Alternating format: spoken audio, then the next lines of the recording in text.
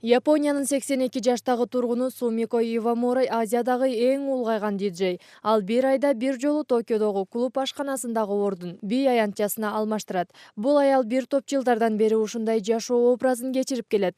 Ал клубда музыка коюп, диджейлик пультта отурганда өзүн сууда сүзгөн балык сымал элестетет. Бир эле технону кое берген зергиштүү болуп кетет. Ошондуктан кээде джаз, француз шансосын коюп коем. Ал эми бүгүн классикага басым жасап жатам. Суми Рок деген атка конгон диджей аял Токиодогу дискотекаларда өтө популярдуу. Ал улгайган жашына карабай өзгөчө энергиялуу. Мындагы жаштардан кем калышпай, тең тайлаша музыка менен жарышып турат. Ал эми диджей чоң эне коомчулукка жакшы маанай тартууласам болгону дейт. Мен жөн гана музыка менен ритмди туура тандоого аракет кылам. Анан мында келген жаштар ал музыканы жактырып, бийлешсе, ошол мен үчүн жеңиш.